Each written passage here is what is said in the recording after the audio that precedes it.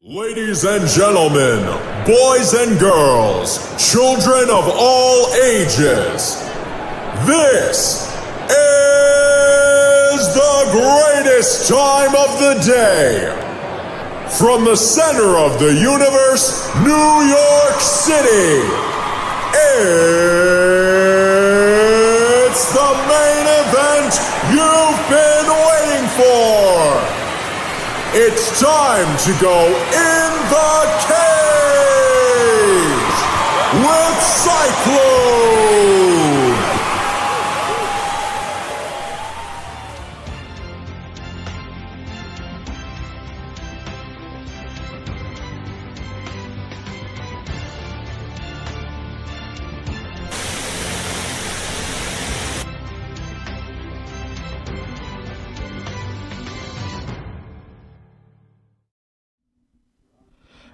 And your Messiah has come back. And listen, guys, right off the top, we have a very, very special guest on the phone lines right now, all the way from beautiful California, Bellator's own Amber Librock. Amber, how are you? I'm good. How are you guys doing? Okay, so first of all, it's freezing cold here. How's the weather out in California? Today it's actually really nice. It's not like too hot, so I'm still in my sweater, but the sun's shining, so that's always good. Okay, so I know you teach youngsters, and what I'd like to know is, where did that love of teaching come from? I don't know. I got three little brothers, so growing up, I always helped take care of my brothers, but I really didn't know that I was good at teaching until I started training. When I started training, at my old gym, my first gym I was at, I was just their assistant coach, and eventually it turned into something that I really liked. And I guess I was always a nanny. I nannied before I was a fighter, so that probably helped a lot because I had some experience in at least taking care of kids. Now, another one of your loves is pit bulls. Yeah. So what is it about Yes. pit bulls that just draws you to them?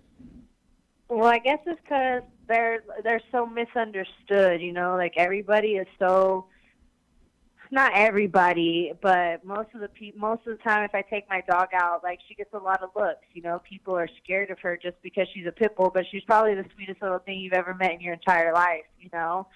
And I think that they're just misunderstood creatures. So to be able to set a good example and show people what a well-behaved pit bull is like, I think it's kind of helping the cause. Now, are you sure they aren't a little bit timid of you being a kick-ass martial artist? No, they're usually more scared of her than me. Now, growing up, did you happen to collect anything? Do I collect things? Yeah. No, I don't. I don't really collect things. I did start collecting chopsticks for a while, so whenever people would go anywhere or visit places, they'd bring me back chopsticks, but I haven't added to that collection in a long time. See, now what we got to do is we got to get Scott Coker to get you onto a Mohegan Sun card, because there are some incredible Asian restaurants at the Mohegan Sun Arena. Yeah. That you could definitely pick up some chopsticks. Yeah, that'd be nice. As soon as I can get back in there, I'm hoping they put me in there. Now, do you have a timetable for when you'd like to get back in?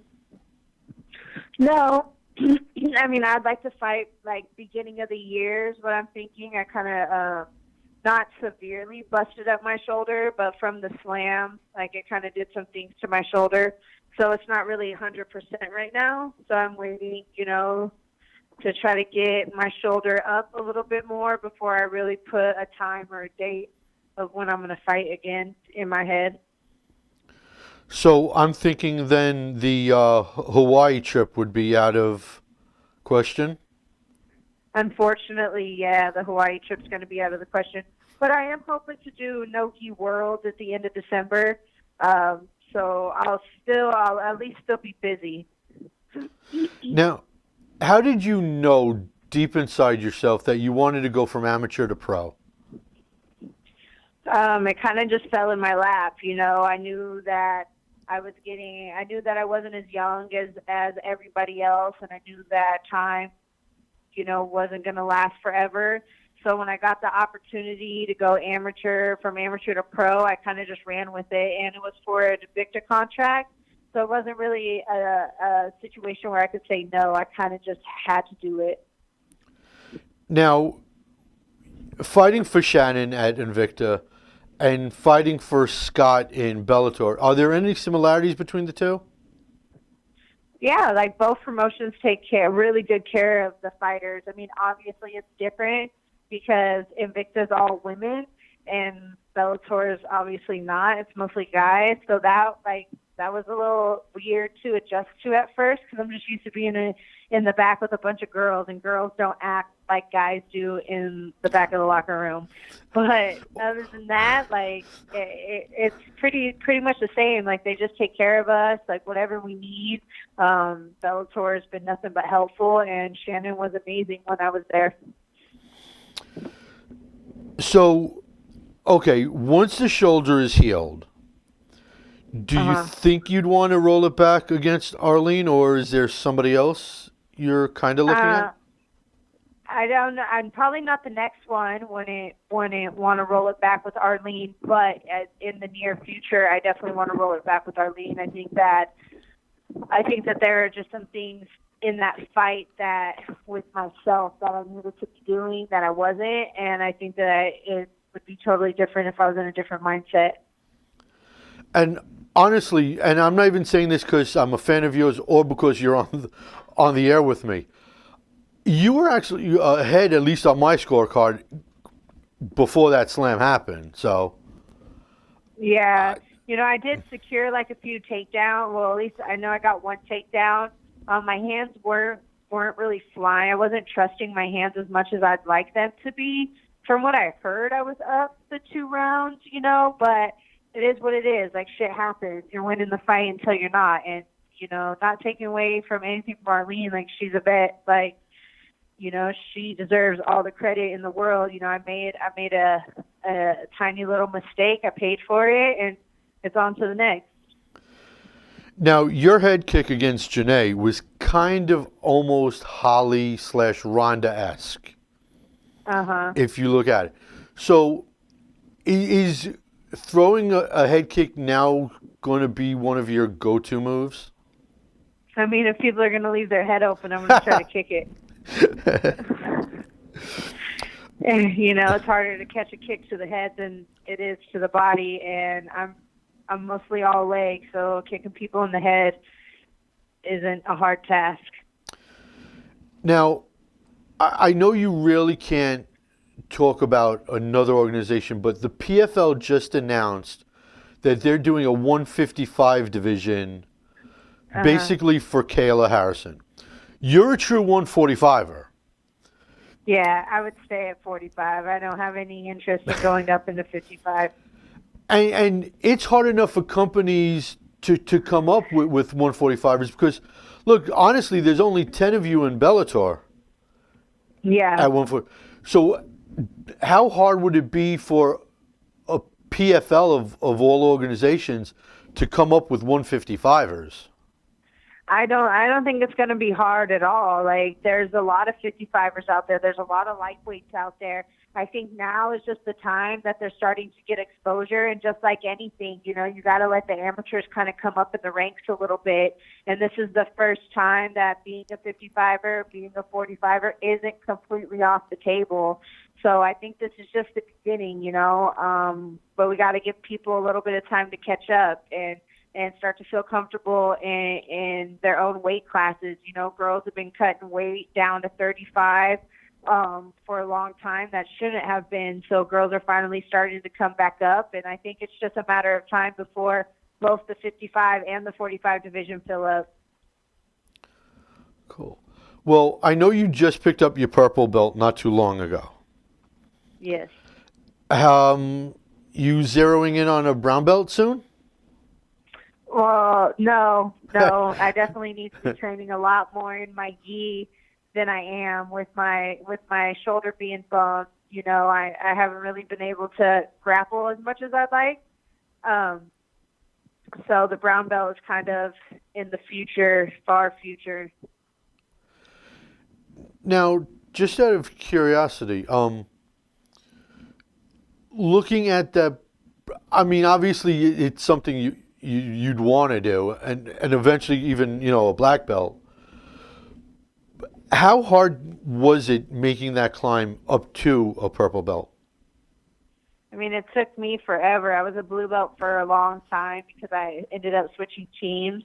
And, you know, being an MMA fighter, when you train mostly MMA, you don't get to do just straight jiu-jitsu as often as you'd like. You know, my jiu-jitsu school is not at the same place where I train my MMA stuff. So my jiu-jitsu school, Darcy O'Leary, you know, they're very traditional. So if you're not on the mat a lot, you don't get to, you know, progress fast, you know, and because I am mostly an MMA fighter, my time in the gi isn't as much as I'd like. So sometimes it takes me a little bit longer to climb those ranks than most people. So how come, if you could come up with a reason why do you think most MMA fans just, I mean, MMA's basis is in jiu-jitsu, right? So how come it just doesn't get the respect that it should? Because they don't understand what's going on, and because it's not always like super exciting to see people, you know, being held down and, you know, tiny. Like jiu-jitsu is a game of inches, and if people aren't looking for inches, like they're looking to see the mile. When just little inches are happening, it's not that entertaining to them, and especially if they don't know what's going on. Like everybody knows if somebody's getting punched in the face, but people don't know if a guy is setting up his arms, you know, with his head trapping and moving, like these small little movements. People watching are just like, you know, pick it up, like let's go, like make something happen. Well, you know what? I can honestly say this has been entertaining. Yeah. And I want to thank you so much for your time. Oh, yes, for sure. For sure. Thank you guys for having me on. No problem. And I will, fingers are crossed, arms are crossed, eyes are crossed to get you East Coast, Amber. Definitely. That'd be cool. I've never been over there. Cool. Thank you so much. For sure. Thank you. Bye. All right, bye. How awesome. How awesome. And I'm telling you guys, you gotta watch her stuff on YouTube. You just gotta go research Amber Leibrock. One of the best 145ers. Dare I even say she might be able to take out Cyborg if, you know, she came here or if Cyborg goes there. But who knows if that'll happen ever. You know, I should have asked her that.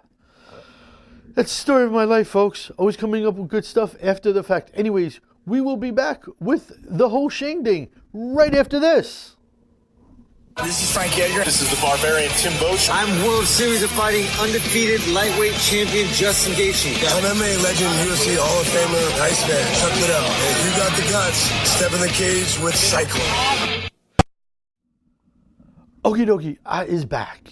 I mean, where else am I going for another, you know, like 45 minutes? Nowhere. Anyways, guys, check out CycloneComedy.com. Check out Psyche Prods on Facebook. And if you enter the Facebook question raffle, guess what? You might be able to win a free prize. And trust me, I have a lot of them. Also, please, I'm begging you, everyone, share the video. Click share. It's so simple, a monkey could do it. I know how to do it. I'm sure you can. Please click share. I appreciate it. So, going back a little bit as we rewind what went on this past weekend, LFA 52 happened. Okay. Vernon Lewis took a right hand and I mean just leveled Jeremy Hardy. And then all holy hell a flurry of, was it right knee? I believe it was right knees also. Just pounded him into submission. Well, not submission, it was a TKO, but you guys get the idea. John Avan Patty was dropped by a right hook from Puna Soriano, locks in a body triangle, and just squeezes the life out of him in a rear naked choke. And let's move to where, once again, Cyclone's predictions were right. Cage Warriors 98. And it's hard to imagine that company's almost at their 100th card. All right. Ross Houston is the new and new welterweight champion at Cage Warriors. He's now 8-0. And a lot of Cage Warrior fighters don't want to follow the path of Conor McGregor. He does. He's 8-0, and I mean, he is just a powerhouse. But powerhouses take a beating too. Let's go to video number 1, Bobby. So that gives you the space to get back up.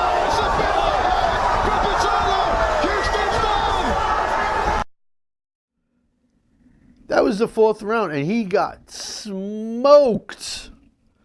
Comes back, wins a split decision. He becomes champ. Soon to be champ, maybe soon to get a phone call from Dana.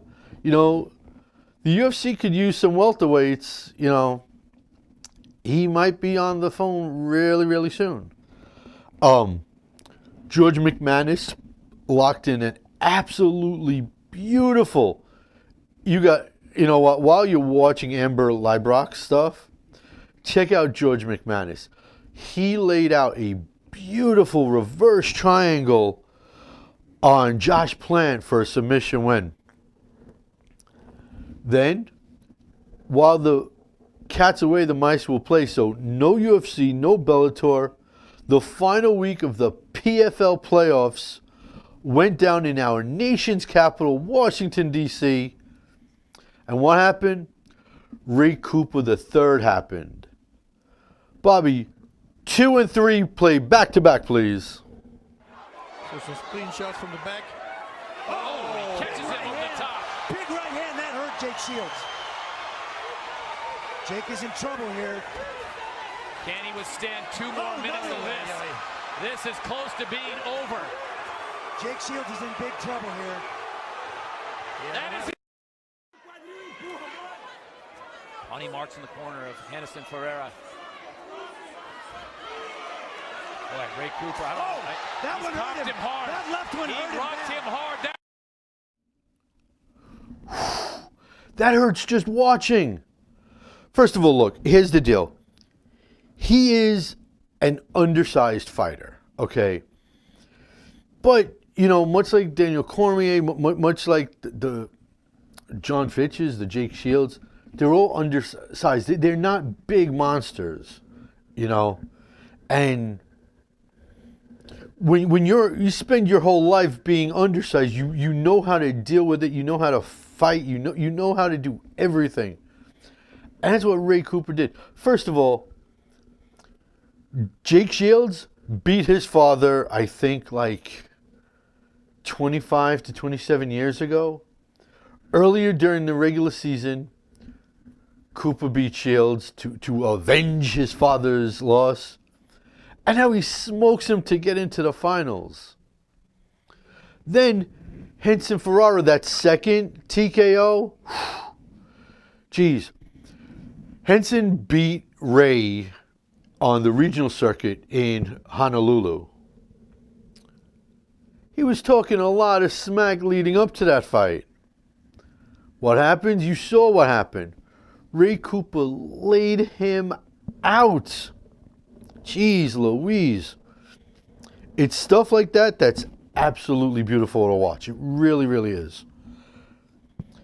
Now, will he win $1 million on December 31st? I don't know. Khabib's cousin, Abubakar was replacing Joe Zeffirino, who got hurt. He was taking on Bojan Veljkovic. He beats him. After the fight, goes through medicals, finds out he hurt his hand, and it wasn't on Conor McGregor's head that he hurt his hand. Cannot continue, so they tell Bojan. Bojan's in tears. He's so happy he gets to continue. And he comes out in the semifinals hesitant, not stepping forward. He was actually leaning back on all his punches.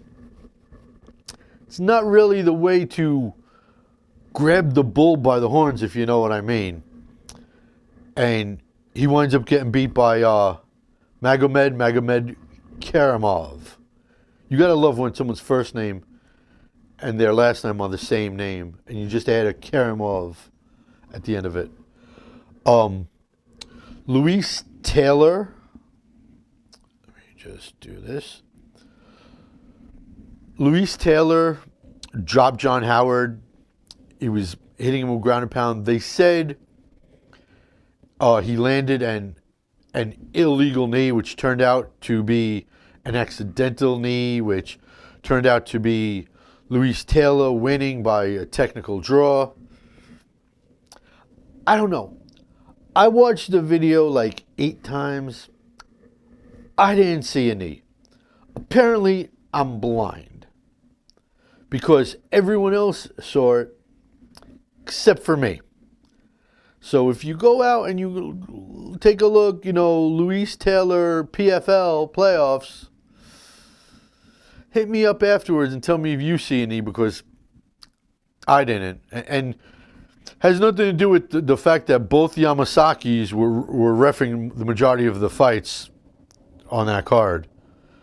I would like to remind all of you, after me, keep it right here on Strong Island Television, because we have Pinups, Cool Cats, and Comics. We got my house show. We got Saki Radio. All that's happening after me. Now, in a few seconds when we take a break, when we come back, we're going to be talking some top stories. We're going to be talking the upcoming schedule. I want everybody to please share this. Hit me up on Facebook at Psyche Prods. Hit me up on my website, cyclonecomedy.com, as I give a nice salute to Brian Horan. Thank you for sharing. And yes, this is an iced tea, Brian. And you know what? We'll be back with all that stuff and more after this. Hi, I'm Jim Miller. This is Dan Merigliotta. I'm Derek Brunson. I'm Nick the Carney Lentz, and you're locked into the cage with Cyclone. Okay, and I'm still drinking the tea, Brian. You can't stop me. Can't stop a good thing from coming on. Anyways, so what do we have coming up? It's another semi-light week before the weeks start getting crazier with more and more cards added every weekend. We have one championship coming up. The new home, by the way, of Mr. Eddie Alvarez, who I ran into earlier today. I did that. Ong Lan Sang is defending his middleweight title against the 9-0 Muhammad Karaki. And here's something you need to know about Muhammad Karaki. He doesn't want to come anywhere near the United States. Look, you know what? It's sort of like Ben Askren. Although Ben Askren wanted deep down inside, if you really ask him, he wanted to be in the UFC. He wanted to be in Bellator. Never got the right opportunity to. Muhammad? They've interviewed him. I've watched the interviews. Wants nothing to do with the U.S. Is very, very happy being the medium fish in the medium pond. I don't know. Some people are like that. Me personally, I'm more like the I'd rather be a tiny fish in a big pond because I kind of want to be in the big pond. Because then again, this won't fit into a tiny pond. You know what I mean? I'm kind of large, you know. Saturday in New Brunswick, and not New Brunswick, New Jersey, New Brunswick, Canada, is Fight Night 138. 138. Headlined by Volkan Ozdemir, No Time, against Anthony Smith. Now look, this card outside of that main event is weak. It's weak. And I'm going to get into why it's so weak, you know, in a little while. And also this Saturday, in Gotham City, Madison Square Garden, the very last HBO boxing card. Because HBO is no longer involved in boxing. They're done. As Steve Austin used to say, they are done. No more boxing for HBO. We have Danny Jacobs on the card, headlining it, going for the vacant WBO featherweight championship. And vacant IBF middleweight title, I meant.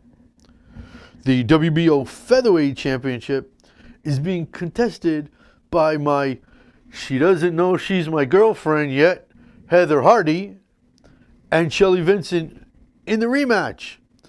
If you guys remember, for Heather Hardy's second Bellator fight, Bellator has the weigh-ins, the early weigh-ins, the official weigh-ins, open to the public, unlike a certain other company.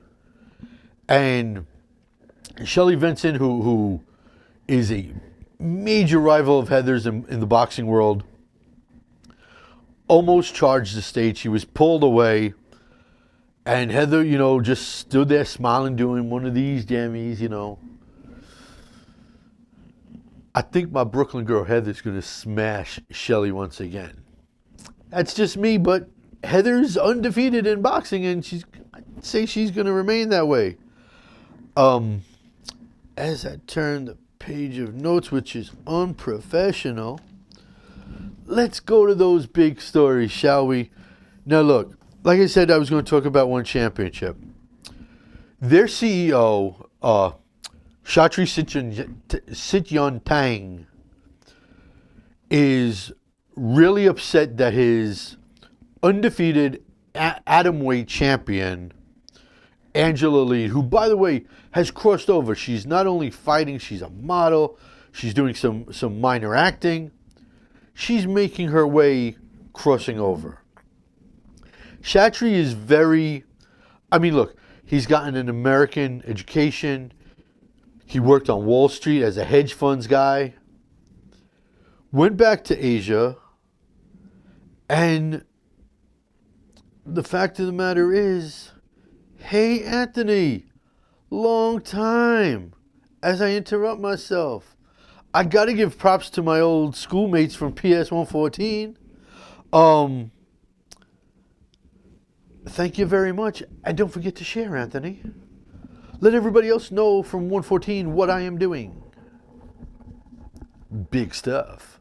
Anyways, he's really upset that Angela is now trying to become their version of the champ because she wants to go after strawweight champion Jingnang Zhang. And she's 13-1. She is the Asian version of what Joanna Champion was when she was just tearing through people. Jingnang is a beast at 115. She very easily could be the best 115er on the planet. And that's including the UFC 115ers. As a matter of fact, she might be better than the 125 guys in the UFC. She's that tough. And Shatri is worried that this is going to be Angela's first loss. She should stay in her own division, keep defending. I don't know. You can't really stop someone that's making that climb.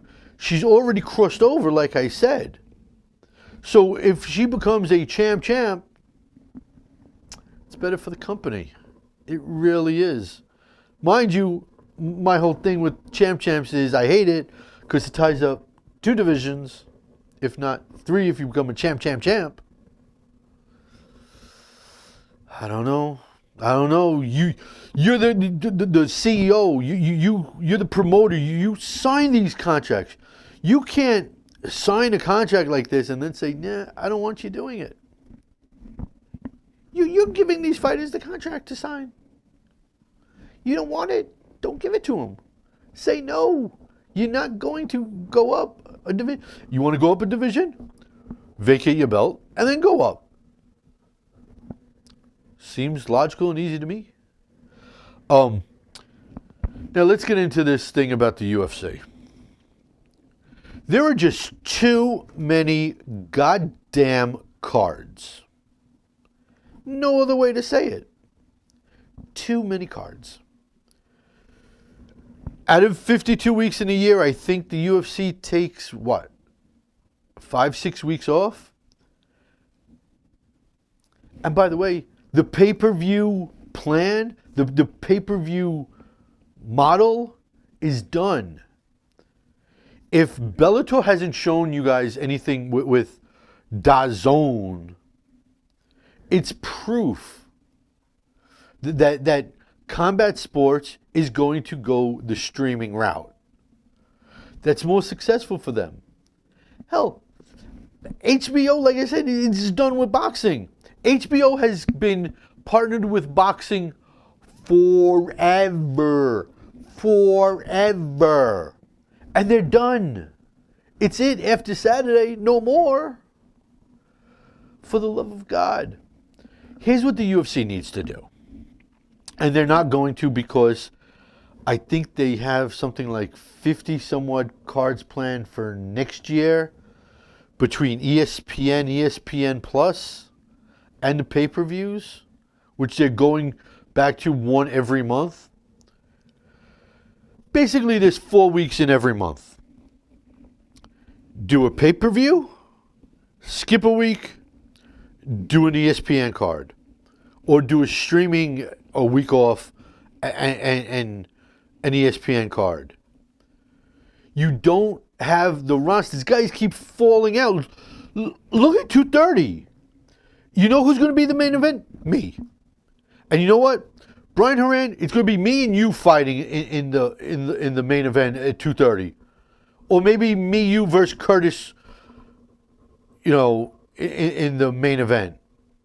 Because I guarantee you, between now and November 3rd, there's going to be another fighter to fall out. I guarantee it.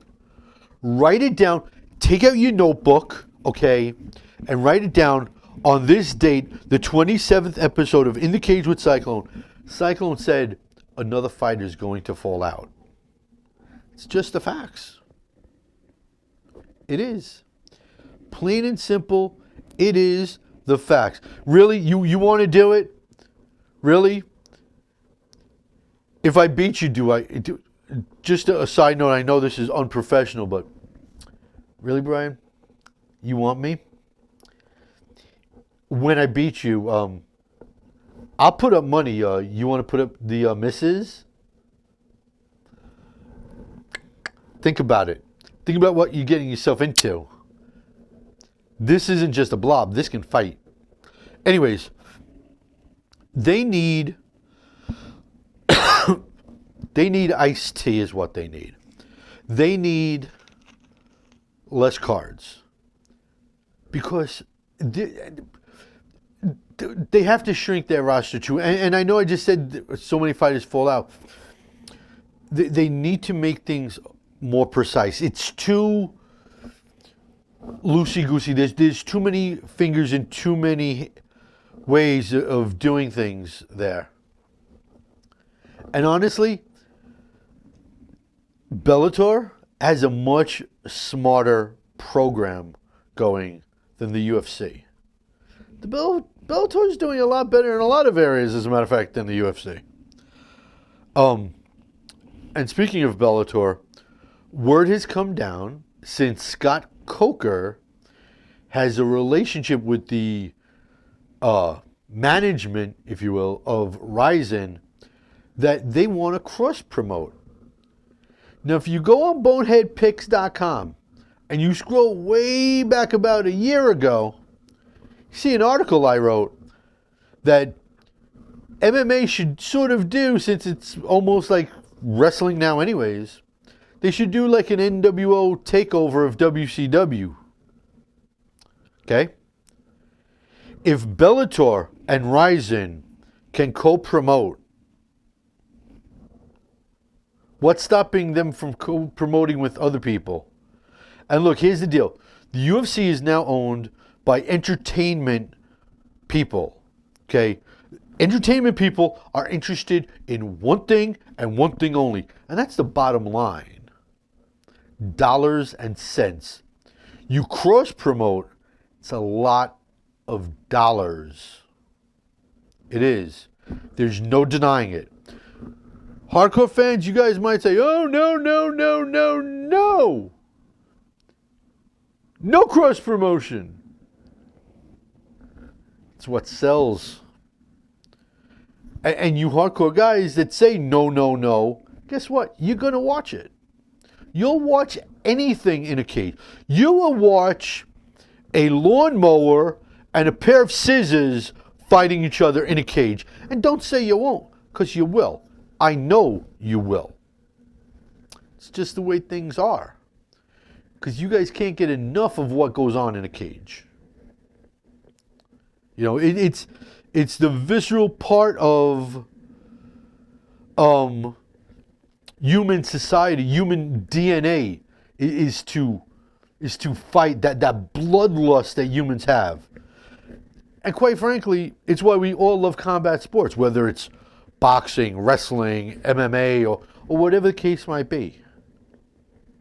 So, that being said, I'm going to slug some of this tea, which will piss Brian Horan off some more.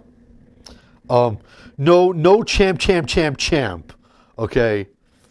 But yes, you know what? Before we take this break, let me just say, the Bellator Ryzen, the word is that Bellator's bantamweight champion, Darian Caldwell, is the one that's willing to step up and take on Ryzen's bantamweight champ. So if they're going to cross-promote, they might as well start cross-promoting at the higher levels. And yes, you know what? Bader DC would be a perfect fight, especially now. Because now, like Bader said a couple weeks ago, if I fought DC now, I could take him. Back in the day, I wouldn't be able to. Now we can get to the other stuff. When we come back, we're going to do some segments that everybody's waiting for. So, hit up CycloneComedy.com. Hit up Psyche Prods on Facebook. Enter the raffle, you could win a prize. And most of all, pretty please, share this. Please. Pretty please. I'll be best friend. I'll be nice to you. Please. Okay. We'll come back right after this. I'm Dennis Bermudez. Hi, I'm a creepy Ian McCall. Yo, I'm Kelvin Gastelum. This is Mark Goldberg. Yo, I'm the world's most dangerous man, Hall of Famer Ken Shamrock, and you're getting tapped out in the cage with Cyclone. Okie dokie smoky. I know all of you guys are waiting for the raffle, so let's start off with this, shall we? The first question that I will be answering is number 8. Oy vey. Brian Horan, you are the first question that gets answered. Does Brock call out the winner of the 230 main event? let's see. Number 1, Brock will be cage side. Number 2, let's hope DC and Derek Lewis make it to the cage. Because if that falls off, you're looking at Weidman Jacare as the main event right now. Might as well cancel the card. So, but if they make it, would he call him out? Yeah, he would. And for DC's sake, he better retain that championship because, you know, DC can beat Brock. No way Derek can. No way. Derek's not beating Brock Lesnar. No way. Fake fight or real fight, he's not beating Brock Lesnar. All right. That's question number 1. See, question numero dos. Deuce. That is going to be number 5. Just in case. And no, I did not chop that. Okay. Do you think the UFC will get rid of the Reebok deal? Okay, here's the thing about the Reebok deal. When the UFC signed that agreement, their hearts were in the right place. They really were. Whether you guys want to believe it or not, whether you diehards really think for 1 second that the UFC's heart was in the right place, guess what? It was. Did it backfire totally? Yeah. I don't know if they'd get rid of it. I think they would wait till the contract expires and just not renew it. Now, the UFC, just like every company, needs a main sponsor. I don't know. I don't know. I don't think they'd go with Adidas or, God, I hope they don't go with Nike. But I think they would just let it go and just not re-sign and re-up. So, here's the deal. Brian, you are heads. Just in case, you are tails. The winner of the raffle prize is, tails. Just in case you win, I will be hitting you up very late tonight or very early tomorrow morning, and I will let you know what is on your way. Brian, better luck next time. And I know you guys can't see, but it's not a two-headed coin. It's not a two-tailed coin. Okay? It's my last souvenir from when I was in Japan. So what else can we do? Let's talk, since we haven't done this in a while, my pound-for-pound rankings. Now, I'm not doing a full 15-person ranking, okay? I'm going to go top 12. I'm going to start off with number 12, and I'm going to work my way to the number 1 pound-for-pound guy that I would vote for, if I had a vote. But I don't have a vote, even though I've applied to vote. Haven't accepted me yet. Hopefully you guys will accept me by clicking share on this video, please. Thank you. My 12th ranked pound-for-pound fighter is Henry Cejudo. I feel he's just out of the top 10 range, and he's better than top 15, so I put him at 12. I think that's a good spot for Cejudo. Number 11 is a force and a half, Jessica Andrade. She is a bulldog like nobody's bulldog. Okay, if she was a guy and she was a heavyweight, she might be Stipe. Okay, smaller. I don't think there's anybody smaller, sort of that has the power she does. Okay, so she's number 11. Number 10, T Wood. Even though personally I don't like him, see, this shows you I'm a great judge because I keep my personal feelings out of it. T Wood has the wrestling, he has the grappling, he has the power, he has the speed. Only thing he doesn't have is me as a fan, but he is number 10 on the pound for pound rankings as far as I'm concerned. Number 9, DJ, Demetrius Johnson. And yeah, I know I've always said if you're not fighting, if you're out for any length of time, you should not be in the pound for pound rankings. I'll make an exception with DJ. I think DJ, just on his body of work, just no human male being should be 125 pounds. But the fact of the matter is, he made 125 look easy. Okay, he never struggled making weight, and he was creative, and he is the meaning of a true martial artist. Honestly, he really is. Number 8, Amanda Nunes. Just like Jessica Andrade, but better and more powerful. That's why she falls in at number 8. Number 7, Max Holloway. We'll see after 231 if he's still there, but right now, my 7th ranked pound for pound guy is Max Holloway. Overall, he's too big for featherweight. He has to move up to lightweight, and then we'll really see how good he is. Okay. Number 6, El Kukui, Tony Ferguson. The guy is just sick. He is plain and simple sick. There's hardly anybody better. Maybe 1 or 2 better. But he has to be number 6. Number 5, the baddest man on the planet, Stipe Miocic. Despite the way he lost to, DC, Stipe's still pure brute strength. He will pummel you if you look at him wrong. Well, he really won't. He's a nice guy. But if you look at his wife wrong, he'll pummel you. At least that's what I think will happen.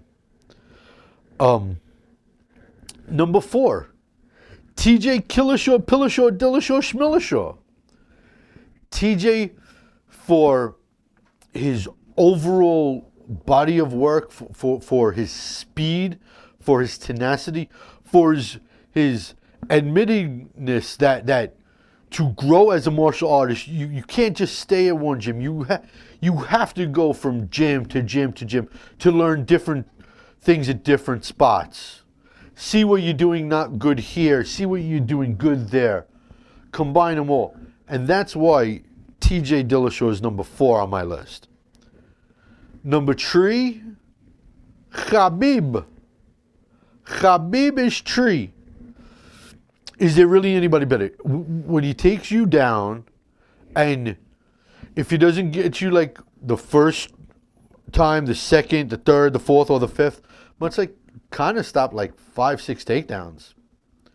It's numbers 7, 8, 9, 10, and 11 you got to worry about. Because that's when he will take you down. And then he smash you. He's 3 on the list. Plain and simple.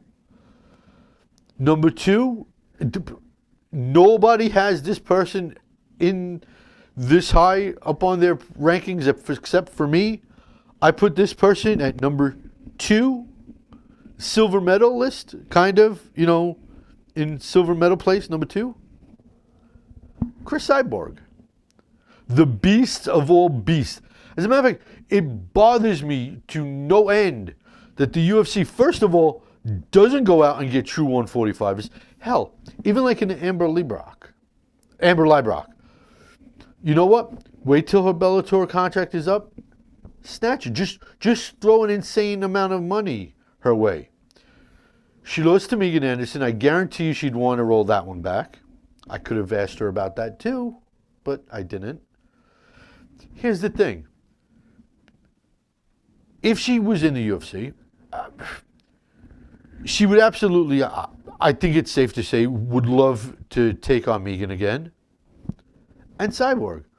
Although apparently now Chris Cyborg, who I showed this so much respect for, is now going to be training the girl that said Cash Me Outside. He's going to be training the Cash Me Outside chick.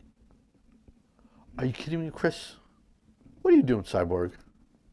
What in the Blue Tarnations are you doing? And our number one pound-for-pound fighter. Who else right now? Champ. We'll see if he retires with both one or no belts. Daniel Cormier. If Cain Velasquez wasn't in the UFC and DC came in as a heavyweight, could he have been one of the greatest heavyweights of all time? Is he one of the greatest heavyweights of all time? He's one of the best light heavyweights of all time. He's on the GOAT list, honestly. That's what DC is now. He's on the freaking GOAT list. And he's number one on my pound for pound list. So,